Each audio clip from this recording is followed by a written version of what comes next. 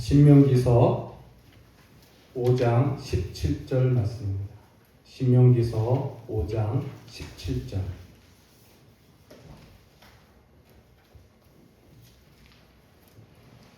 한 절 말씀입니다.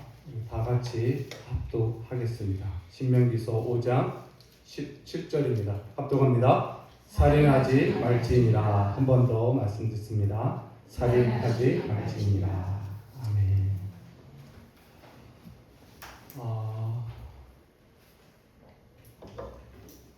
우리가 하나님의 말씀인 성경 말씀을 들을 때마다 우리들의 생각은 변화를 갖습니다. 하나님의 말씀을 들을 때마다 우리의 생각이 변화를 받아요. 왜냐하면 하나님의 말씀은 살아있고 능력이, 활동력이 있어서 우리의 혼과 영과 골수와 관절을 찔러서 쪼개어 변화를 일으킵니다. 뿐만 아니라 우리의 마음의 생각과 마음의 뜻들을 들춰내어 온전히 빚는 그러한 능력이 말씀 안에 있기 때문입니다. 그래서 우리가 하나님의 말씀, 복음의 말씀을 들으면 무엇보다 변화를 일으키는 건 우리들의 생각이에요. 우리들의 생각이 변화를 갖습니다. 우리가 지금 수주간 십계명의 말씀을 우리가 듣고 있죠. 제 첫 번째 돌판, 십계명의 첫 번째 돌판에 기록된 제 1계명과에서 제 3계명까지의 말씀을 통해서 우리가 무엇을 배웠습니까? 하나님만이 유일하신 신이라는 것을 배웠습니다. 하나님 외에 다른 신은 없다. 그래서 이 세상에 가득 찬 피조물 중에 그 무엇도 신이 될 수 없다. 그것을 우리는 배웠어요. 이 세상에 그 어떤 것도 신이 될 수 없어요. 그래서 우리가 할 수 있는 일은 뭡니까? 오직 제3계명을 통해서 하나님의 이름을 망령되 여기지 말라. 그 계명을 통해서 우리가 할 수 있는 일은 유일하신 신이신 하나님의 이름을 영화롭게 하는 삶을 사는 게 우리의 유일한 목적이에요. 제4계명을 통해서 우리는 안식일을 거룩히 지키라 할 때 이 안식일은 단순히 주일날 주일 예배 한두 시간을 성수하는 것을 의미하는 게 아니라 어떻게 해요? 하루를 온전히 하나님께 드리는 삶을 사는 것, 그 믿음을 지키는 것, 그게 안식일의 필요죠. 그래서 그 한날은 온전히 하나님을 신뢰하고 하나님 안에서 소망으로 가득하고 또 하나님이 주신 안식으로 우리가 평안히 하루를 보내는 이 믿음을 보이는 것이 신자의 모습이었어요. 특별히 그 안식 가운데서 제4계명에서 우리는 예수 그리스도를 보죠. 예수 그리스도께서 이 땅에 오신 것 바로 그 안식, 참 안식, 하나님 안에 있는 하나님의 안식을 우리에게 주시기 위하여 그 안식의 주인 되시는 그리스도가 이 땅에 오셔서 샬롬의 왕 그분이 오셔서 우리에게 주신 완전한 샬롬, 완전한 평강, 안식. 제4계명을 통해서 우리 예수님이 주신 안식을 우리가 봅니다. 제5계명을 통해서 우리는 무엇을 또 배웠습니까? 만물의 유일한 근원 되시는 하나님. 그래서 하나님은 만물의 아버지가 되시는데 그 하나님에게만 붙여진 고유한 명칭인 아버지라는 그 이름과 그 권위를 우리 사람에게 위임하시고 최초로 위임하시고 그 권위를 보존하시는 것, 그게 바로 부모죠. 부모의 권위. 그래서 부모를 공경하는 것, 곧 그 부모의 신적 권위를 부여하신 하나님께 공경하고 하나님을 순종하는 그러한 계명이다 하는 걸 우리는 배웠어요. 그래서 부모는 단순한 혈육의 어떤 관계를 떠나 영적이고 신적인 권위를 바라보는 그러한 계명임을 보았어요. 또한 특별히 그 5계명을 천천히 들여다보면 예수 그리스도가 보이죠. 예수님은 하나님의 아들이시면서 또한 아버지의 뜻을 온전히 순종하죠. 그래서 죽기까지, 십자가에서 죽기까지 아버지의 뜻에 복종하시는 제5계명을 온전히 완수하시는 예수 그리스도를 우리가 기억했어요. 예수님은 하나님 아버지를 절대적으로 신뢰했습니다. 아버지를 절대적으로 사랑했어요. 아버지만 온전한 자신의 뜻으로 섬긴 거예요. 아버지만 섬긴 거예요. 그 증거가 십자가죠. 그래서 우리가 제5계명을 신실하게 지켜가는 건 바로 예수 그리스도를 닮아가는 것이다 라는 것을 우리가 배웠습니다. 오늘 이제 우리는 두 번째 돌판에 새겨진 계명 가운데 두 번째 계명이죠. 살인하지 마라. 살인하지 마라. 여러분, 살인이라는 것은요, 인간이 저지를 수 있는 가장 악한 일이라고 저는 생각해요. 사람이 저지를 수 있는 범죄 중에 가장 극악한 그리고 가장 끔찍한 죄가 살인이다라고 생각합니다. 이거는 우리가 다 인간 보편적으로 느끼는, 본성적으로 느끼는 마음일 거예요.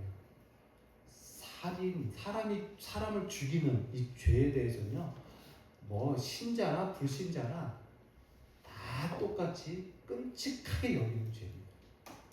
끔찍하게 여기는 악으로 다 인간 본성이 느끼고 있어요.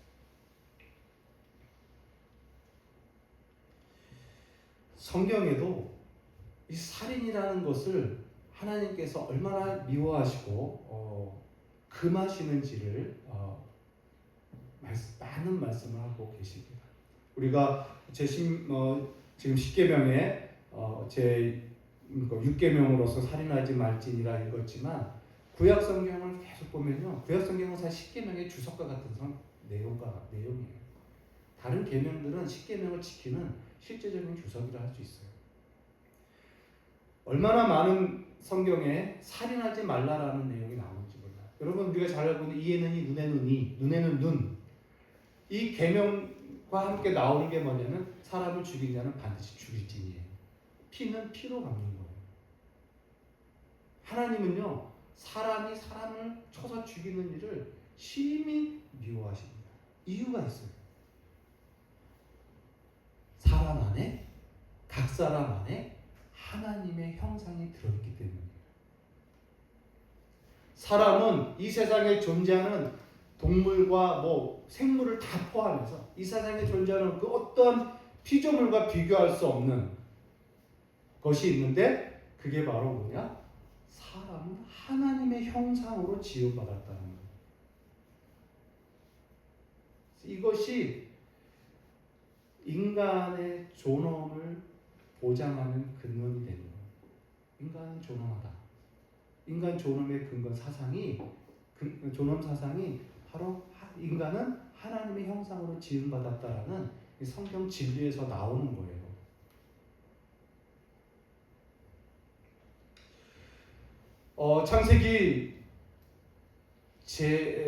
창세기에 보면은 아담이 타락하고 나서 최초로 타락한 인류 가운데 최초로 범해지는 죄가 뭡니까? 바로 살인죄. 가인이 동생 아벨을 쳐서 죽이죠. 이유가 없어요. 그냥 분노와 시기와 미움이에요. 근데 들에서 같이 있다 그냥 쳐서 죽입니다. 그 이후 피로 물들어진 인류 역사가 얼마나 죄가 관영했겠어요. 하나님께서 그 인간의 죄, 율법이 없는 시대였기 때문에 인간의 죄, 타락한 인간의 죄상을 너무 관영해서 결국 하나님은 인간 지음을 한탄하시고 홍수로 다 쓸어버리시죠. 홍수로 다 심판하시죠. 그리고 노아 그 한 사람을 통해서, 노아와 그 가족을 통해서 다시 새 인류를 시작하실 때, 창세기 9장에 보면 이제 홍수 심판이 마치고 땅이 다 마르고 노아와 그 가족들이 그 방주에서 나온 후에 하나님이 무지개 언약을 맺어주시잖아요. 무지개 언약을 맺어주시면서 9장 6절에 보면은 이 말이 나옵니다. 뭐냐면 다른 사람의 피를 흘리지 말지. 그 사람의 피를 흘린 그 사람은 똑같이 피를 흘릴 것이니라, 이렇게 기록되어 있습니다. 이유가 뭐냐? 이는 하나님이 사람을 자기 형상대로 지으셨기 때문이다라고 기록되어 있어요. 그 구절에 그렇게 기록되어 있어요. 그러니까 이제 노아로부터 새로 인류를 시작하는 그 인류, 첫 인류를 할 수 있을 만큼의 그 노아에게 하나님께서 명령한 말씀, 초반에 가르쳐주신 말씀이 뭐냐면 살인을 하지 말라. 이유는 사람은 하나님의 형상으로 지었기 때문이야. 그래서 살인은요, 단순히 사람을 죽이는 죄로 끝나는 게 아니라 그 사람 안에 있는 하나님의 형상을 모욕하고 멸시하는 죄가 되는 거예요. 그래서 신성모독죄가 되는 거예요. 그것도 살인입니다. 그래서 하나님이 그걸 금하시는 거죠.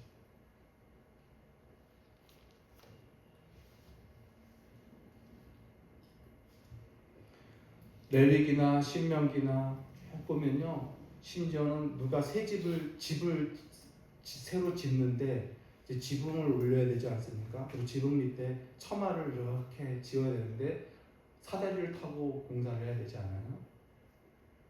그래서 신명기 22장에 보면 새 집을 건축할 때 지붕에 난간을 만들어 사람으로 떨어지지 않게 하라. 그 피가 내 집에 돌아갈까 합니다.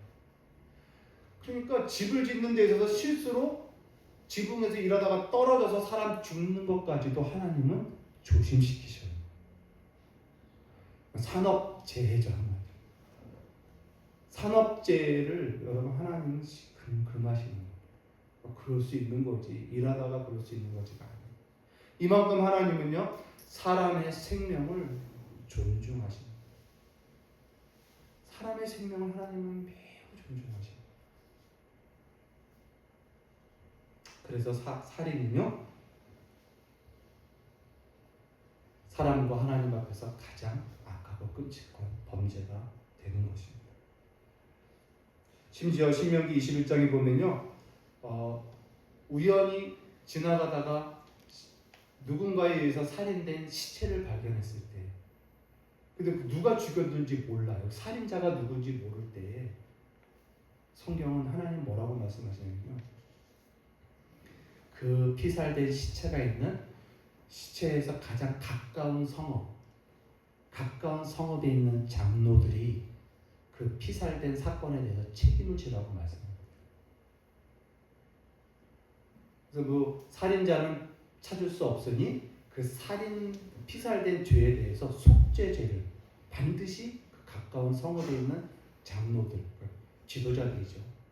그들이 책임지고 속죄죄를 드리더라고요. 또 뭡니까? 우연히 자기와 상관없는 피살된 죽음에조차도 무관심을 갖지 말라는 거예요. 책임을 가져야 해요. 생명에 대해서. 그만큼 하나님은 사람의 생명에 존중하십니다. 우리가 지난주에 봤던 제5계명, 부모를 공경함에 있어서 공경하라는 이 계명은요, 약속이 있는 첫 계명이 있었어요. 제5계명은 하나님의 약속이 있는 계명이 있었어요. 6계명은요, 하나님의 저주가 있는 계명.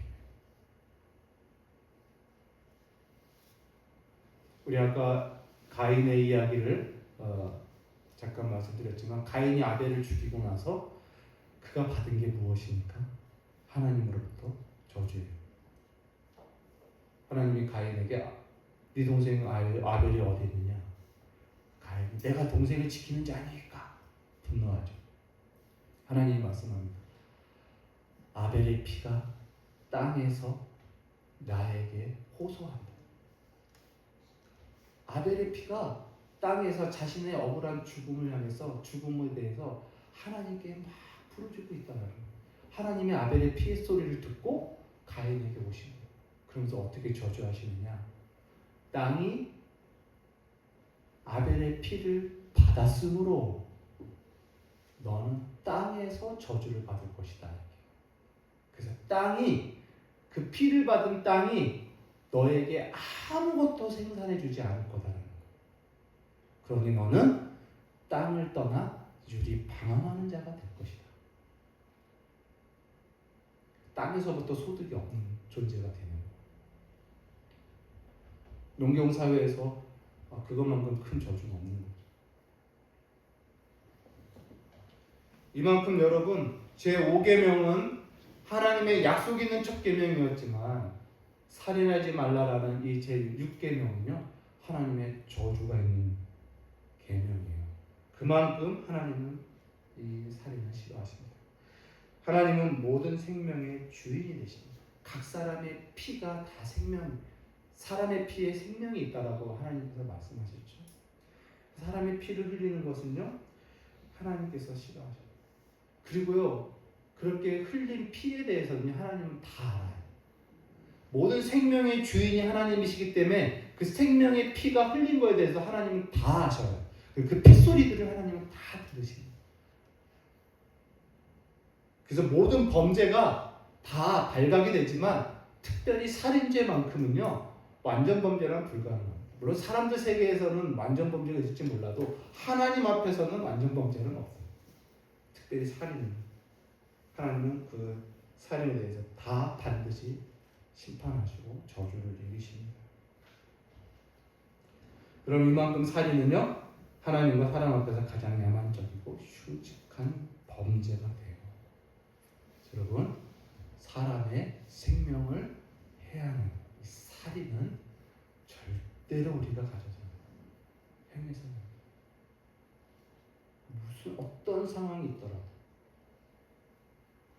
그 사람 안에 있는 하나님의 형상을 항상 생각할 줄 알아요. 그 사람으로 인해서가 아니라 그 사람 안에 있는 하나님의 형상을 생각하며 살인의 유혹을 우리는 벗어나야 돼요.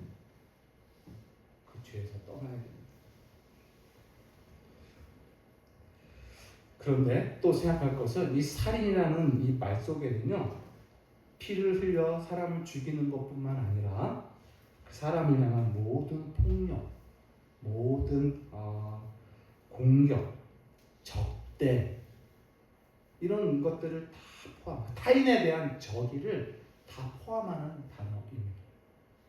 그래서 살인하는 행위 한 가지를 금하는 것이 아니라 사람을 향하여 분노하는 것도 살인이다. 사람을 향하여 욕하는 것도 살인이죠. 사람을 모욕하는 것도 살인죄가 됩니다. 그래서 하나님의 형상을 가진 사람을 향하여 그에게 상처를 주고 그에게 어떠한 손해를 끼치는 것, 이 모든 악행은 살인에 해당하는 죄다라고 예수님이 말씀하십니다. 우리가 잘 알고 있는 마태복음 5장에 보면 예수님께서 이렇게 말씀하시잖아요.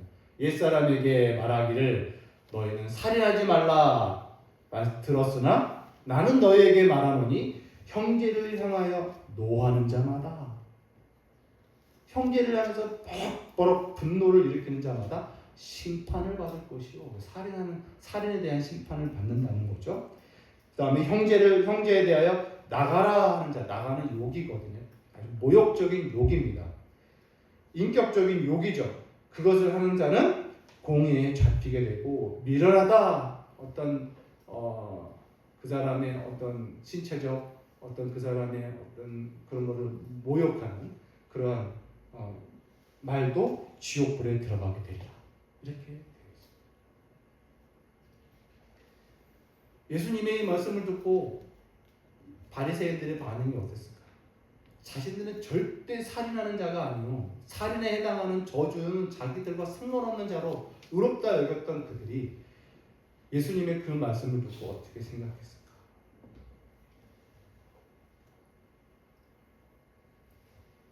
그들은 흉기를 들고 사람을 치지는 않았어. 사람들 향해서 소리를 지르고 사람들 향해서 무시하고 멸시하고 분노하고 욕하고 모욕하고 하는 일들을 일삼는다. 예수님은 그들에 대해서 살인하지 말라라고 말씀합니다. 그러므로 여러분, 우리도 마찬가지예요. 타인을 향해서 무례하게 행동하고 난폭한 행동을 해서도 안 돼요. 비난해서도 안 돼요. 분노에 가득 찬 말 한마디를 하는 것도요, 사실 그 영혼을 죽이는 거예요. 그러므로 우리 안에 있는 비방, 정죄, 비판, 미움, 이 모든 것들은 다 살인죄와 같다라는 것이 하나님의 말씀입니다. 여러분, 이런 것들이 하나님의 형상을 죽이고 그리스도의 지체들, 이 형제자매의 지체를 죽이는 거예요. 이 죄질은 매우 악한 것입니다. 여러분, 하나님은 우리의 마음을 보시는 분이잖아요. 그래서 요한일서에 보면요, 그 형제를 미워하는 자마다 살인하는 자니, 요한일서 3장에 15절에 기록되어 있어요. 그 형제를 미워하는 자마다 살인하는 자니, 이제 마음으로 미워하는 것도 살인이라고 하나님은 명시하셔요. 눈으로는 보이지 않아요. 그러나 마음속에 증오와 미움을 품고 있다면 살인의 정죄를 받기에 충분하다라고 말씀합니다. 사랑하는 성도 여러분, 하나님은 우리의 마음을 보십니다. 우리가 흉기를 두고 그 사람을 가해하지 않았다 할지라도 그 형제를 비난하고 미워하는 그 행위 자체가 이미 살인하는 거예요. 그래서 우리는 마음을 기경해야 돼요. 살인하지 말지라는 이 계명 앞에서 우리는 우리의 마음을 좀 살펴볼 줄 알아야 돼요. 우리 마음 안에 온갖 악한 열매를 맺을 수밖에 없는 가시와 엉겅퀴와 찔레만 가득한 마음 가운데 아무리 좋은 하나님의 말씀, 좋은 씨를 뿌린다고 아름다운 열매가 맺혀지겠습니까? 그 땅에서. 우리는요, 그 땅에서 이 찔레와 가시 다 긁어내야 돼요. 농사가 짓듯. 씨를 뿌리기 전에 밭을 싹 고운 밭으로 갈듯이요, 우리의 마음 안에 다 갈아야 돼요. 그런 악하고 부패한 것들을 다 끄집어내야 돼요. 그 후에 우리가 씨를 뿌리면 아름다운 열매를 맺는 겁니다. 그래서 여러분들은 자신의 마음을 들여다보는 연습을 많이 하셔야 돼요. 마음을 들여다보는 건 근데 여러분 가만히 앉아가지고 근데 마음을 들여다본다고 보이는 게 아니에요. 우리의 마음은 우리의 행동으로 다 나타나요. 우리의 말로, 우리의 표정으로, 우리의 감정으로, 우리의 어떤 결정, 선택으로, 계획으로 다 나타납니다. 속의 것이 밖으로 나옵니다. 그래서 자기의 마음을 살피려면 먼저 자신의 행동들을 하나하나 CCTV 돌려보듯이 이렇게 반추해 볼 필요가 있어요. 자신이 했던 말들 반추해 보십시오. 그러면서 내가 그 말을 할 때 내 마음 상태, 어떤 마음이 저변에 깔려 있었는지, 내가 그 행동을 할 때 내 마음은 어떤 마음이 깔려 있었는지를 보면 돼요. 그 행동을 통해서 내 마음을 들여다 볼 수 있는, 그것들을 보면서 기경해요. 각한 것들을 회개하고, 하나님은 이렇게 생명을 사랑하는데 그 하나님과 반대되게 생명을 미워하고 혐오하고 극렬하게 적대하고 경계하고 공격하고 이런 마음이 있다면 그것을 회개하고 아름답게 부드럽게 빚어야 해요. 특별히 이 계명이 얼마나 또한 우리에게 곤란함을 주냐면 하나님께 드리는 이 예배를 다 훼손시킵니다. 하나님께 드리는 예배를.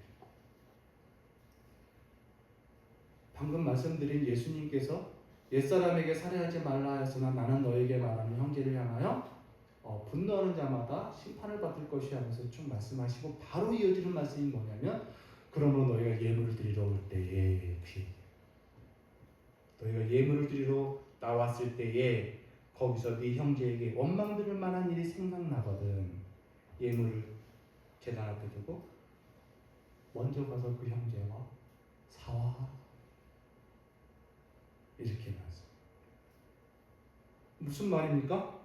형제를 억울하게 한 일, 형제에게 무례하게 한 일, 형제에게 해를 끼친 일을 했다면 그게 있다면 반드시 가서 사과하고 용서를 받으라 합니다.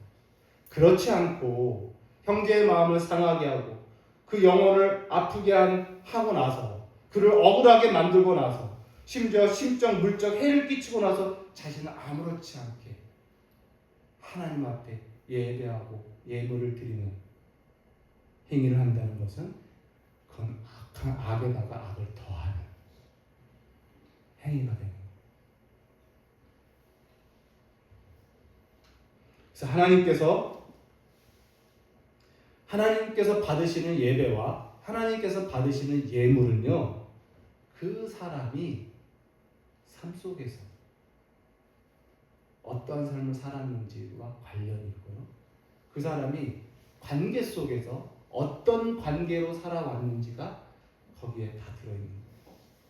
사람과의 관계 속에서 선하고 공의롭게 행할 때 내가 드려지는 예배가 온전하게 되는 겁니다.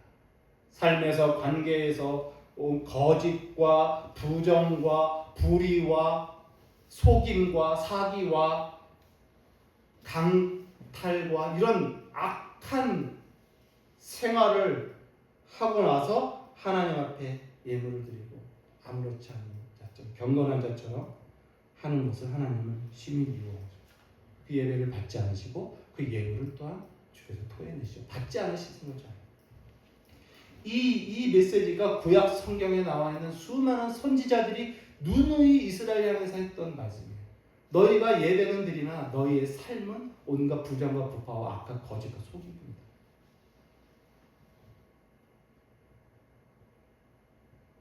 너희가 그러한 삶을 살았고 하나님 앞에 나와서는 거기서 얻은 소득으로 예물을 드리니 내가 그것을 받겠느냐. 사람을 죽이는 손에 피를 묻히는 삶을 살았으면서 너희가 그 손을 들고 내게 기도하며 예배하겠느냐.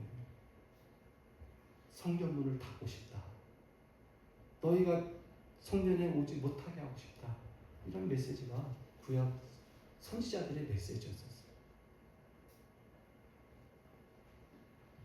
그래서 이처럼 우리가 사람에 대한 그 사람의 영혼에 대한 그 생명에 대한 존중과 그 영혼에 대한 존중이 없는 삶을 사는 건요, 하나님의 예배를 훼손하는 것이 됩니다. 그래서 여러분, 오늘 살인하지 말라라는 이 메시지는요, 궁극적으로 뭐냐면 내 이웃을 사랑하라라는 적극적인 명령이 이 안에 들어있습니다. 적극적인.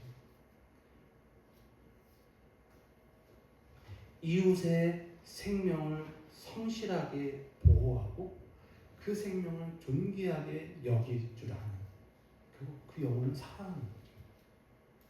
내 이웃을 네 생명같이, 네 몸같이 사랑하라는 적극적인 명령입니다. 여러분, 우리 예수님이 이 땅에 오신 건요, 우리에게 생명을 주러 오셨고 또한 그 생명을 더 풍성케 하시기 위해서 오셨다라고 합니다. 나는 너에게 생명을 주고 그 생명을 더 풍성케 하러 왔다. 우리도 마찬가지. 다른 사람의 생명을 존중하고 더 나아가 보존시켜야 되고 심지어 그 생명을 더 복되게, 더 풍성스럽게, 더 기름지게 하도록 섬겨야 되고 희생해야 되고, 이게 그리스도인의 삶인 겁니다. 심지어 원수도 갚지 말고 원수의 생명도 해하지 말고 하나님께 맡기라. 오히려 원수를 위해서 기도하라. 그 생명을 위해서 기도하라. 이렇게 말씀합니다. 하나님은 여러분, 그래서 악인이나 선인이나 구분 없이 하나님은 사람의 생명을 다 사랑하십니다. 그래서 우리 그리스도인들 삶 가운데, 그리스도인들의 이 정서 가운데 좀 잘못된 게 뭐냐면 특별히 구분하고 경계하는 게 많아요. 일단 불신자에 대해서는 일단 우리는 아주 좀 심할 만큼 경계하고 멸시하는. 진짜 옛날 유대인들이 이방인들을 보면서 지옥 자식 그러고 손가락질하는 것 같은 그런 모습을 우리들도 은근히 갖고 있어요. 불신자 하면 그냥 아주 그냥 혐오스럽게. 하나님은 그런 하나님이야. 우리도 불신자였었잖아요. 우리도 다 불신자였고 심지어 민족적으로 우리는 이방인이었어요. 하나님한테 이스라엘에 대한. 우리야말로 그들에게 지옥 자식처럼 멸시받는 자들이었죠. 주님, 하나님은 불신자나 믿는 자나 하나님의 그 각 사람의 영혼을 똑같이 사랑하시고, 그러면서 우리는 그런 경계나 어떤 구분, 차별 이런 것들을 가져서는 안 돼요. 또 모르는 사람들, 왜 그냥 모르는 사람들 지나가 모르는 사람들 많잖아요. 마트를 가도 모르는 사람은 천지입니다. 버스를 타도 천지고 길을 걸어가도 다 모르는 사람은 천지예요. 그들에게 우리는 경계를 받고 있어요. 경계심.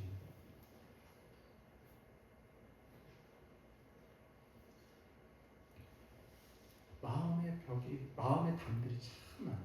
그리스도인. 근데 여러분, 예수님은 어떤 분입니까? 우리같이 되시려고 하나님이 사람으로 오셔. 우리같이 되셨어요. 예수님이. 우리와 경계를 두지 않았어요. 우리와 담을 쌓지 않으셨어요. 우리를 구별하지 않으셨어요. 그냥 우리와 같이 되셨어요. 죄인과 같이 되셨어요. 그리고 우리를 형제라 부르시고 우리를 사랑하셨고 심지어 우리들을 위하여 죽으셨어요. 이렇게 십자가에 죽으신 거죠.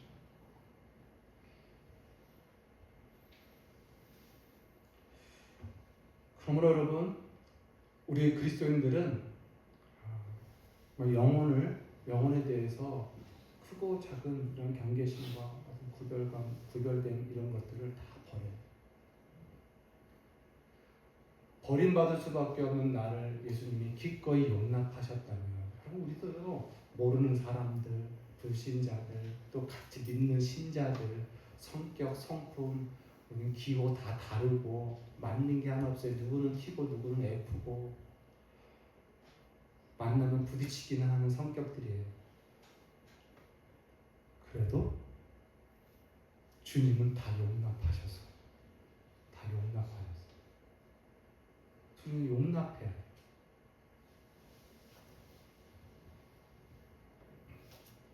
그것이 살인하지 말라라는 계명 안에 들어있는 하나님의 마음입니다.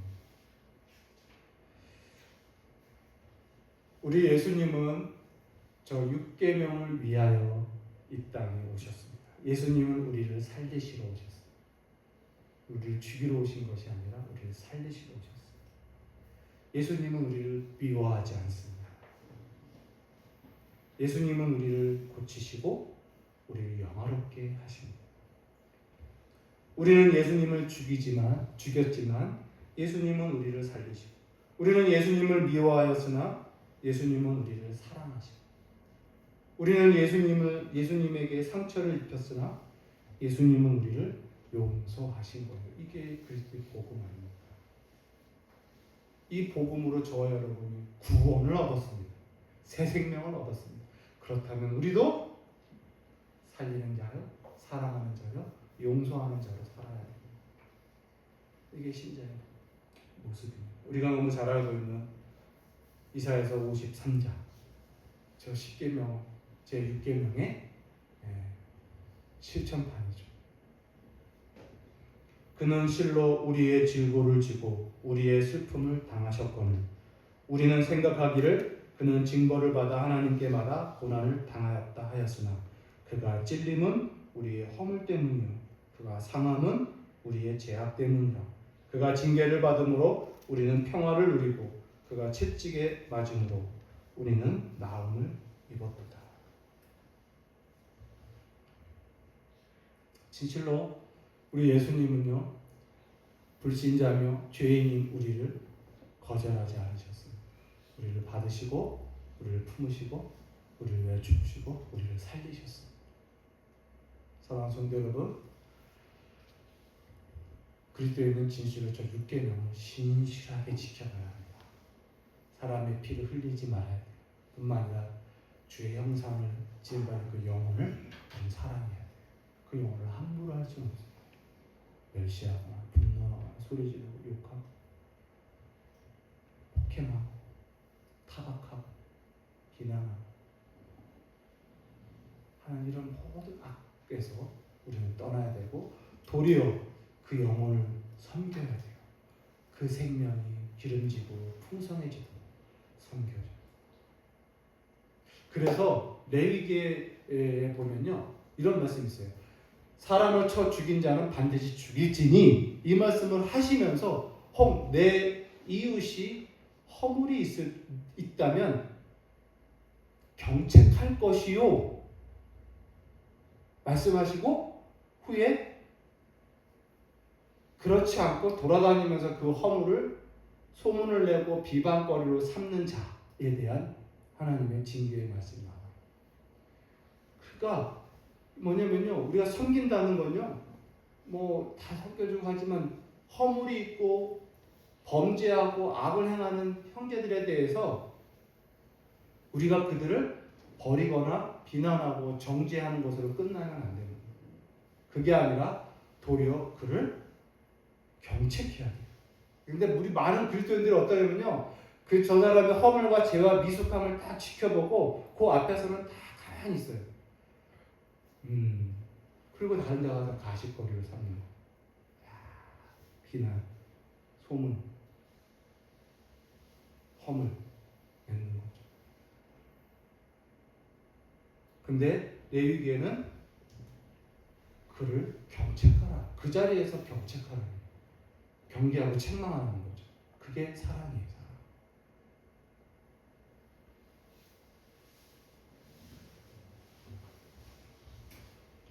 사랑하는 성도 여러분, 말씀을 맺습니다. 제6계명에서도 우리는 예수 그리스도를 바라봅니다. 주님은 우리를 살리러 오셨습니다. 자기의 생명, 자기의 피를 흘려 우리를 살리셨습니다. 저와 여러분이 예수의 피로 구원받은 이 신자로서 이 6계명을 신실히 지키고, 저와 여러분들 사람의 생명, 형제들의 생명을 존중하고 영혼을 사랑하는 인생을 사셔야 됩니다. 그래서 마지막으로 영혼 사랑의 최고는요, 그 영혼 구원이에요. 아까 형제들을 경책하고 바른 길로 인도하고 진리의 길로 인도하는 것과 동시에 아직 예수를 모르는 자들의 영혼을 복음을 통해서 구원하는, 이 영혼 사랑의 최고입니다. 오늘 이 6계명을 기억하면서 저도 구원받은 신자로서 예수 그리스도의 십자가의 구속의 은혜를 날마다 묵상하면서 어떻게 사랑을 행하며 실천하는 신자로 살아갈지를 깊이 생각하는 성도 되시기를 바랍니다. 기도하겠습니다. 하나님 아버지, 감사합니다. 오늘 말씀을 통해서 다시 한번 복음 안에 하나님께서 우리를 어떻게 사랑하시고 어떻게 생명을 보존하시며 이 생명이 어떻게 성장하기를 원하시는지를 봅니다. 하나님, 우리의 이 죄악된 본성을 따라 살지 않게 해주시고 새로 거듭난 새 생명 가운데 이 영원한 생명을 소유한 자답게 많은 영혼을 사랑하고 그 영혼을 복되게 하며 그 생명을 존중하는 귀한 성도의 삶을 살게 하여 주옵소서. 예수님의 이름으로 감사하며 기도합니다. 아멘.